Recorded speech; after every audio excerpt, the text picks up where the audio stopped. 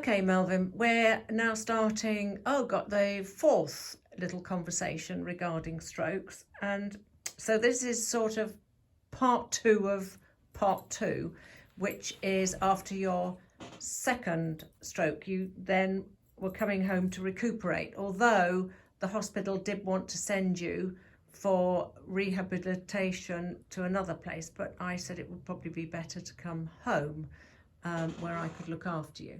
So let's just go to the day that you came out of hospital. Firstly, you came out in a wheelchair.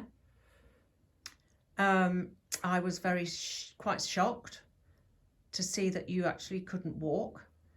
But before then, I had conversations with regard to whether we had a shower downstairs and any steps in the house. So I was quite confident that we could manage. So can you remember coming out of hospital? Yeah, I do. Yeah. I mean, it's very interesting because if I realised that I was now in a wheelchair, which is worst scenario for me to have in my life, I thought I'd never land up in a wheelchair. Now I was. And crawling up the rail thing, and then I came in here, and we had to get this routine where I had to lift my leg because it's called drop. You had drop foot. Drop foot. Yeah. We went on the net and there was a bit of film talking about it. I knew nothing about it. And I wasn't too screwed up about it. I thought, I'm going to get out of this. I'm going to work on myself. And sure enough, within 2.5 weeks, I was walking again. But, yeah, we did have a walker for you. Yeah, fabulous. We had a and walker, I'd started to practice it, and you were up and practicing. down the hallway. You were. But also, it was going up and down the stairs. I think we got into the routine of counting and telling the foot. Lift, yeah. Which then helped you with communication to the brain. Balance was the most important. Yeah. And also you were very hungry. Oh, I always wanted to eat, and you made me these fabulous milky coffees. And don't forget, the weather was really good, so I could spend ages sunbathing or lying around, falling asleep, and going to bed in the afternoon. And building up your resistance to this thing that had happened to me. So I have to mention, because I haven't mentioned it, I didn't know what this was till I had to go and have an eye test over at Cheltenham. And she said, you've got Charles Bonnet syndrome. Because whilst I was in hospital and during this whole period went on for a month, I had this flashing lights coming like this. It started here, and it red lights and jagged light, right?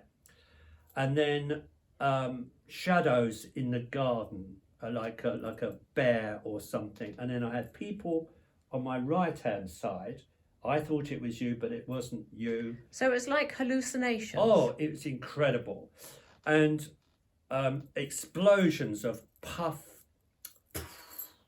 in my eye in front of me, right? And this is real in daylight, right? This went on, and then it disappears, and then it comes back in again. And this went on for a month. And I decided I'm going to have to become friendly with this, because there's nothing I can do this. Although I realised that every day it got less and less, and it started here, and the ceiling had cracked paint and painting, like those dried paint areas which fall down in old buildings. And so during the convalescing time, these got less. And I also had a jerk foot which was going like this, which is sort of again recuperation of the communication between the foot and the brain, trying to get me to walk again. So it was like electric shocks. So I still get them slightly now, but yeah. very, very faint. But this was quite often during the day, right? So everybody, because when we were at home, it was April, and everybody was saying this is the wrong time to actually be ill. But in fact, for you, it's probably the best time because we had no communication really with other people because we couldn't. We were in lockdown, big We lockdown. were in lockdown. So actually, we could then focus on just getting you stronger and better. Yeah, nobody knew what was happening to me. And I think everybody was very concerned for you, actually. Oh, thank you. And then gradually, you did get stronger, and you were able to sit in the garden, and you were walking around the car park with just a stick rather than a walker. And then without a stick. And now you're able to walk well. And then I started painting in the garden. In my previous stroke, whenever this happens to me, the first thing I check out is whether I'm going to be able to paint and play guitar, and the other bit, but I'm not going to mention. So you know, those three pieces, and it's very important to me. So it becomes my purpose. Right, well, determination. Yeah, and it's extraordinary how I've had this gift of being able to still pull myself out of these situations. But I'm not planning to do it again because I don't. Hopefully, well, you don't plan these things because you don't plan any you don't plan anything. This is what I call life, which we could walk out of here, slip down. In fact, you fell over the other day in this wood, didn't you? Yeah. And I was coming back over the top of Slad Valley, and I caught a patch of ice, which I couldn't see, black ice, and I went full onto my hands. Even though I am so bloody careful, that can still happen to you. It's extraordinary. So in actual fact, we're now saying that after your 2 strokes, sounds good, you're back to painting, playing guitar, walking. You can now do an 8-mile walk quite easily. The main thing is that you do get fatigued. Well, you know, when you get to this age, you're going to get fatigue anyway, but I always think it's linked into the bloody stroke, but I don't. You see, the thing is, we've never been in this age. But also, I think you do get fatigue because having conversations with people. I'll be knackered after doing this. Yeah. As you know. Yeah. Because it's your brain having to work overtime. Yeah, providing you ever lie down and just meditate, just sit there watching the television, you will re-jig yourself, you know, and then you can carry on, you know. I find it extraordinary that I got away with it twice, you know, because I should have been, I don't know.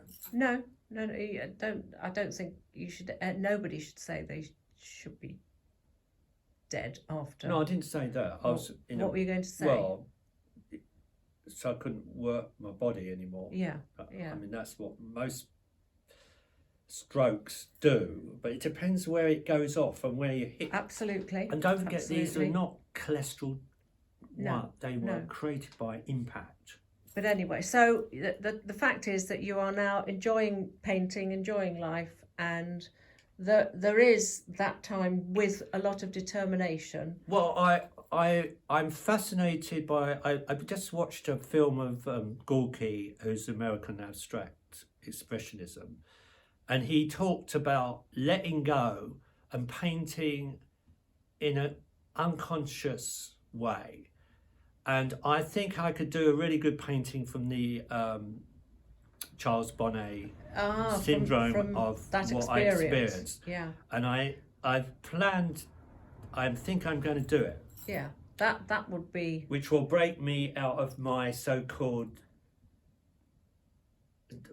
be an unconscious act. I need some That- bloody. so I need that's- a lot of paint though. So that's something to look forward to. Yeah. We will all look forward to seeing Which was pure abstraction, but Yeah. from reality, of which I've experienced. your experience. It's like an LSD trip, but I never did LSD, so I have to admit. I never done drugs in a sense, but this is basically what it feels like. Okay. Okay. Well, so that's it. We look forward to seeing the new abstract paintings of the experience of having your strokes. Yes, and can I say, without you, I would have struggled. You've done a fabulous job Thank you. with me. Thank you. I'll tell you, thank you.